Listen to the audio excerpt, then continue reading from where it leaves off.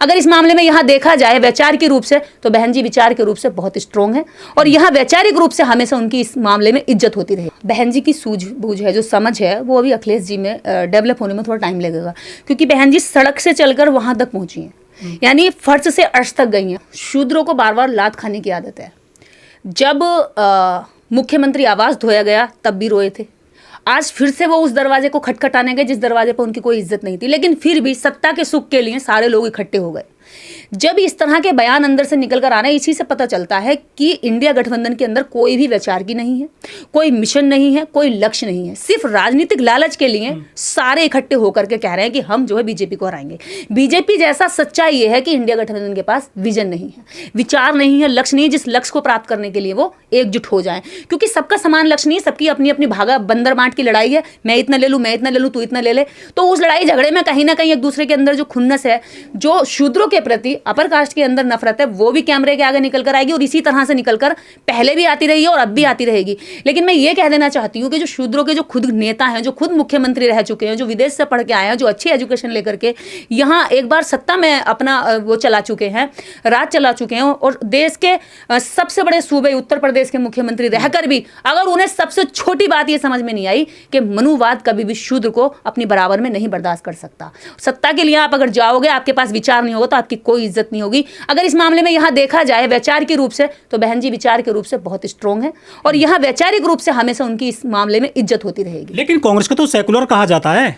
कांग्रेस अगर सेकुलर होती तो मुझे बताइए, इंडिया गठबंधन के अंदर कांग्रेस कितने जो टिकट है वो उसके लिए घोषणा कर रही है, कितने राज्यों के मुख्यमंत्री शूद्र बना रही है। जब कांग्रेस जिसकी जितनी संख्या भारी उसकी उतनी हिस्सेदारी को लेकर के राहुल गांधी जी सर पटक सकते हैं, पैर पटक सकते हैं, कागजों को फैला सकते हैं संसद के अंदर, तो फिर अपनी पार्टी में इंप्लीमेंट क्यों नहीं कर सकते? अभी भी प्रेजेंट में कई राज्यों में उनकी सरकार है, वहां पे क्यों नहीं दे सकते? वो जिसकी जितनी संख्या भारी उसकी उतनी हिस्सेदारी। आप राज्य से शुरुआत करो, जैसे बिहार सरकार ने करी, आप भी अपने अन्य राज्यों से शुरुआत करो। लेकिन राहुल गांधी आजकल कह रहे हैं कि ओबीसी के पत्रकार कितने, कर्मचारी कितने, अधिकारी कितने, ओबीसी की तो बात कर रहे हैं राहुल गांधी। किसी भी बड़े काम की शुरुआत खुद से करके दिखा दो ताकि दूसरों को एग्जांपल सेट हो जाए। हम तो ये कह रहे हैं, अगर आप ये बात पूछ रहे हैं तो ये बात आप करने की भी तो पावर में है। तो कर तो रहे हैं, वो कहां कर रहे हैं? दलित को अध्यक्ष बना रखा है खड़गे को। क्या राष्ट्रीय अध्यक्ष बनाने से पावर उनके हाथ में है? कि पावर तो सारी सोनिया गांधी जी के हाथ में है, पावर तो सारी राहुल गांधी के हाथ में है। ऐसा तो बनाने के लिए राष्ट्रपति जो है बीजेपी ने द्रौपदी मुर्मू जी को बना दिया, उससे पहले एससी को बनाया, रामनाथ कोविंद जी को बना लिया। तो ऐसे दिखावटी चेहरे बनाने के लिए क्या फर्क पड़ता है? बनाती रहेगी बीजेपी। तो दे रहे हैं आपको वो। ये कहाँ की भागीदारी हुई? अगर भागीदारी का दम है तो वो भागीदारी में जब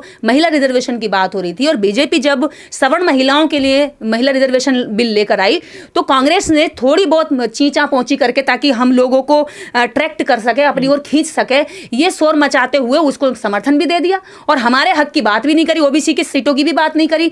और एक तरफ तो हल्ला मचा रहे, एक तरफ तुम समर्थन भी दे रहे हो। यानी कि जो मान्यवर कांशीराम साहब कहते थे सांप नाथ और नागनाथ। और सच्ची बात तो यह है, जब हम बाबा साहब डॉक्टर अम्बेडकर को पढ़ते हैं, पत्रकार महोदय, तो आप जब बाबा साहब अम्बेडकर को डीपली पढ़ेंगे तो उसकी जड़ में जाकर के उनका सबसे बड़ा विरोधी अगर कोई था, सबसे बड़ा दुश्मन आजाद भारत से पहले भी और आजाद भारत के बाद भी कांग्रेस थी। उनके लिए ऐसे शब्द बोले गए हैं, आज ओबीसी की ऐसी हालत हो गई देश में। इनकी जो सोच है वो कैमरे पर उजागर होती रहती है। इसी से जो हिंदू राष्ट्र का झंडा लेकर के ओबीसी घूमता फिरता है ना, और एससी के ऊपर जो है जाकर के रोब दिखाता है कि तुम हमसे नीचे हो, तो अभी ये अपनी आंखें खोल के देख लेंगे, जो तुम्हारा मुख्यमंत्री बना हुआ शूद्र उनकी नजर में आज भी नीचे, तो तुम्हारी औकात क्या होगी उनके सामने?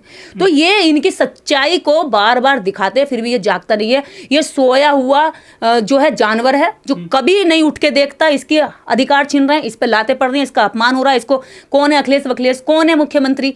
क्या वही जो मुख्यमंत्री, हाँ वो मुख्यमंत्री ऐसे पूछ रहे हैं ना। अजय राय कह रहे हैं कि अरे जो अपने बाप की इज्जत नहीं करता। अरे बाप की इज्जत करना नहीं करना तुम सिखाओगे किसी को? मतलब शूद्र तुम्हारे ही जाति में अगर तुम्हारे घरों में जाकर देखा जाए तो तुम्हारे घरों की इज्जत क्या होगी? तुम तो औरतों की इज्जत नहीं करते हो। जब ये महिलाओं से बात करेंगे तो गंद और भद्द के साथ ही बात करते हैं।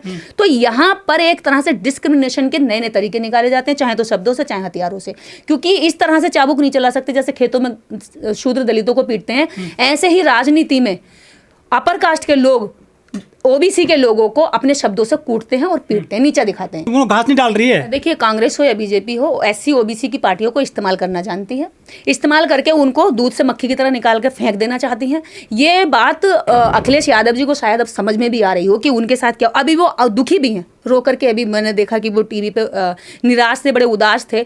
बार बार वो इन लोगों पे विश्वास करते और बार बार उनको जो झिटक दिया जाता है, अपमानित कर दिया जाता है। तो ये शूद्रों के साथ आज से नहीं, पहले से होता आ रहा, लेकिन शूद्र जागता ही नहीं। हम तो ये अफसोस से बड़ा होता है कि जो दलित वर्ग है, जो एससी वर्ग है, वो शूद्र की लड़ाई लड़ता है, वो उनके लिए आवाज उठाता है, वो उनके लिए जेल जाता है, वो उनके लिए संघर्ष करता है, वो उनके लिए गालियां तक खाता है, वो उनके लिए जान का जोखिम उठाता है। लेकिन ये अखिलेश जैसे नेता हैं जो ओबीसी के, ये बहन जी से क्यों नहीं सीखते हैं कुछ? ये देखिए, सीखने के लिए इन्हें पहले अपने आदर्श अच्छे मानने पड़ेंगे। बाबा साहब डॉक्टर अंबेडकर ने, हाँ, काका कालेलकर साहब के नाम से उन्होंने एक रिपोर्ट वो तैयार करी थी और इनकी संख्या के अनुपात में इनकी भागीदारी की मांग की थी। ओबीसी आयोग के लिए बाबा साहब अंबेडकर को निराशा मिली क्योंकि कांग्रेस ने इसका गठन करने से साफ मना कर दिया। तो बाबा साहब अंबेडकर ने प्लस हिंदू कोड बिल, ये दो बातों को लेकर के प्रथम कानून मंत्री पद से इस्तीफा दे दिया था। और ये बाबा साहेब ही थे जो इनकी लड़ाई लड़ने के लिए पहली बार कानून मंत्री पद से इस्तीफा दिया था।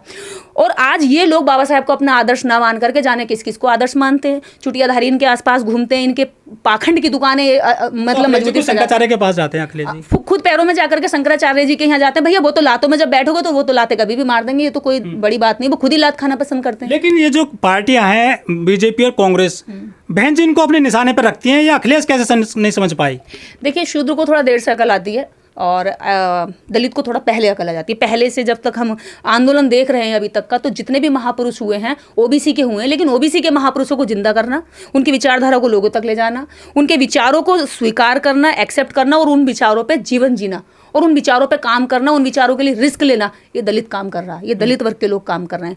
पत्रकार भी जितने होंगे आप देखेंगे कि उनके अंदर जो गट्स होंगे वो अलग होंगे और ओबीसी के अंदर एक दहशत होगी, डर होगा, वो डरता होगा क्योंकि उसकी जो जहन में बैठा हुआ डर है ना, पहला तो ईश्वर का, भगवान का, देवी देवताओं का, उसके बाद सत्ता में लालच का। वो एक तरह से स्वार्थी और क्या कहें लालची और डर, जो दो चीजें हैं उसको बेहद कमजोर कर रही है। वो जिस दिन ये डरना छोड़ देगा कि कोई मेरा ईश्वर नहीं है, मेरा ईश्वर अगर कोई है तो मेरे अधिकार है, मेरी अपनी खुद की बुद्धि क्षमता है, और अगर मेरा कोई साहस है तो मेरा साहस वो चुटियाधारी नहीं जो मुझे हमेशा पैरों में पाए लागू बाबूजी कहने के लिए मजबूर करता है। मेरा साहस और मेरी बल, मेरी ताकत जो है एससी समाज है। तो जिस दिन एससी समाज को गले लगाने लगेगा उस दिन इसके दुख भी खत्म हो जाएंगे, उस दिन इसको सम्मान भी मिलना शुरू हो जाएगा। ये जो अखिलेश यादव वो ओबीसी के नेता कहे जाते हैं, लेकिन सबसे ज्यादा ओबीसी की जनसंख्या है देश में, सबसे ज्यादा वोटर भी हैं, उसके बावजूद दूसरों से सीट मांगने जाते हैं। ये बहन जी कभी किसी से सीट नहीं मांगती है, वो कहती है हमें समर्थन दो, हम बनेंगे नेता। बिल्कुल।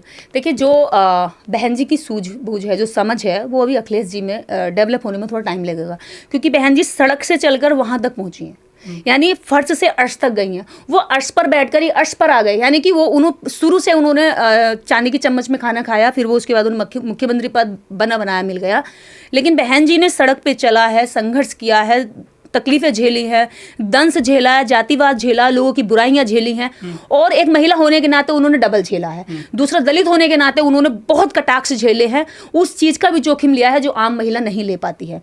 तो ऐसी महिला जो संघर्ष में तब तब के यहाँ तक आई हो, उसकी सूझबूझ में, उसकी समझ में ऐसे लोगों के मुकाबले ज्यादा मात्रा होगी। लेकिन अखिलेश यादव के पिताजी मुलायम सिंह यादव पूरे देश में नेता के नाम से प्रसिद्ध रहे, फिर देश दुनिया में, ये क्या करवा रहे हैं? अखिलेश यादव जी जितनी बेइज्जती कराते जाएंगे, इतना मुझे लगता है कि इनका जो ओबीसी समाज है वो जागरूक होता जाएगा, और हम जैसे लोग इनके थपेड़े जो है शब्दों के थपेड़े मारते रहेंगे और बताते रहेंगे कि तुम्हारी ऐसी ही धज्जियां उड़ती रहेंगी जब तक तुम इनके पीछे इनकी पूंछ पकड़ के, जो कहते हैं ना गधे की दुम पकड़ के बेटे भागते ही रहना, चाहे वो गधा कितनी भी लाते मारे।